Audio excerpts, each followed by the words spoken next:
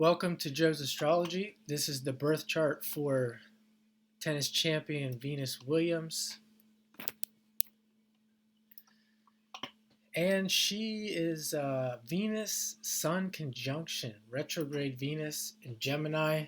Her name is Venus, and Venus is conjunct her Sun. I'm sure her father knew nothing about astrology.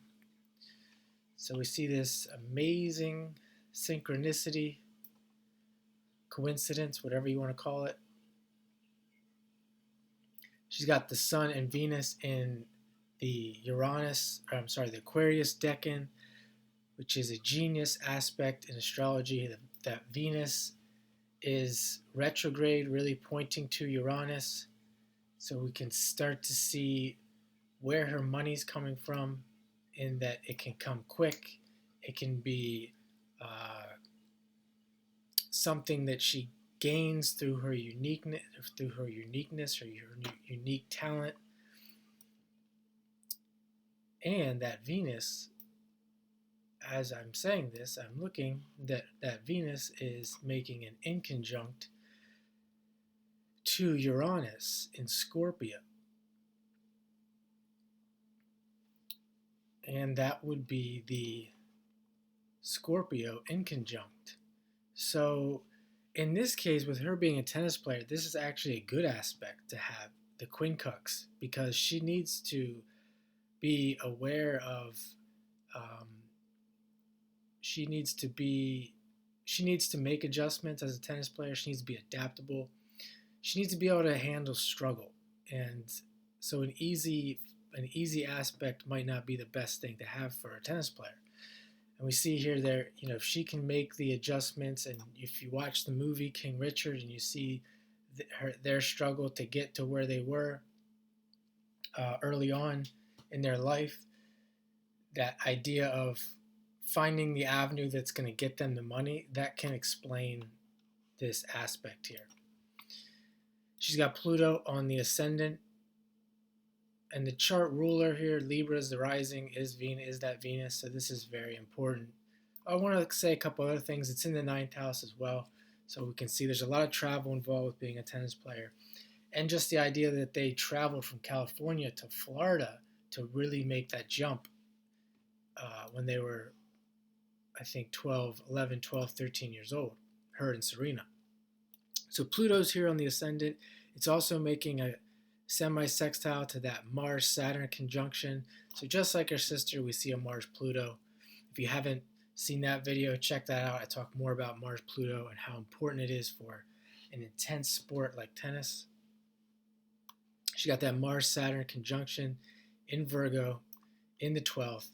So with the Virgo, the 12th house, the Mars-Saturn, very good aspects for sports and paying attention to detail,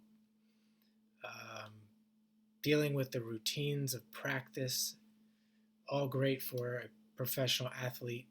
And we see here the North Node and the Moon. Been talking about the North Node a lot lately with the North Node conjunction in the astrology for today.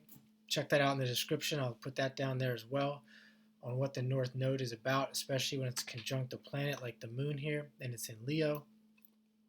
So she is living, she's living a fruition type life here, where she's early on in her life. You can see the fruition coming true, or coming to a head here with her being a professional tennis player at 15 years old and being successful. Again, we see Mercury emphasized on the midheaven. Mercury can be emphasized in the 1st, the 10th, the 7th, and the 4th. And here it is in the 10th. She's known as being a very mercurial person. This is one of the, in my opinion, one of the best aspects to have, is to have an emphasized Mercury in astrology to become a great tennis player. You can see she's a Gemini sun that's ruled by Mercury.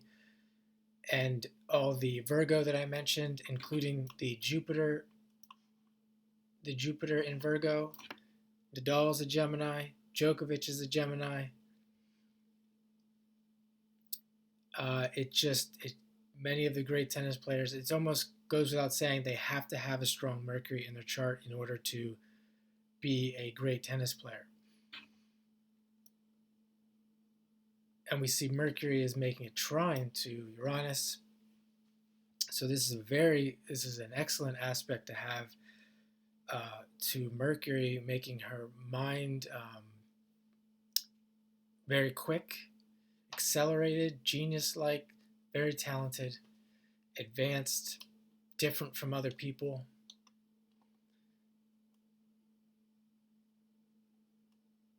She actually has quite a bit of aspects to this Uranus here.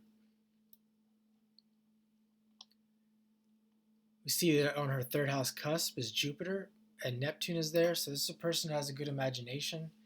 She's, probably someone who might chase her dreams, want to chase her dreams, and not care if she makes it or not. It's just something that she thinks about often. Thinking about traveling, learning. These two were known as being, I would say, they're great learners. In the movie you see their father talked about them being really good at school, and I think both of them, at least Venus has a college degree. They didn't have to do that. They didn't have to get a college degree. They didn't have to go to college, and they still did that despite having the busy tennis schedule, which is pretty remarkable in and of itself. South node in Aquarius, more Uranus emphasis. So Uranus ruling that south node in the fifth. So she's coming from a place of being a performer, being on stage, being creative. I don't think Venus will get married. I don't think she's gotten married, and don't know her relationship status. But we often see that too with the Venus retrograde, and with it, definitely with it, making that quincux to Uranus, you can see that there's some kind of adjustments that need to be made when it comes to relationships, or in many cases, it's just the way it is. These people are strong individualists. They'd rather do their own thing. Maybe they don't see the value in marriage, or maybe in her case, she just doesn't need to get married because of her status, her financial status, her lifestyle, etc. It's just not a necessity, and it just doesn't make sense to someone like her. And you'll see that in the chart with the Venus retrograde sometimes. It's not always a negative thing, as if they need to change their personality or something in order to be like everyone else and get married, etc.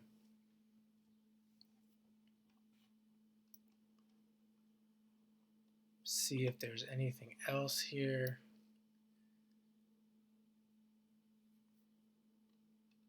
And that Mars Saturn is nice there in Virgo. It's in the Capricorn decan, where both of those planets like to be.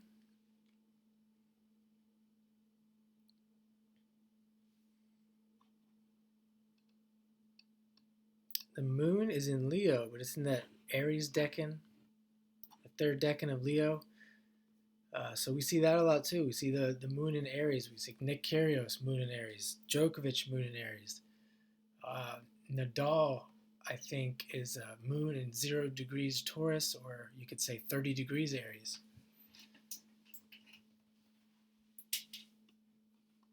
And last thing here, Venus is making a sextile. The planet Venus is making a sextile to that north node in the 11th. So definitely someone who could have good fortune in this life. We see Uranus in the second with sudden and quick windfalls of money. Professional tennis being big money real quick. You win a tournament, you could win $1 million. And she did that. She didn't really play junior. She just went right in there. First tournament was winning prize money.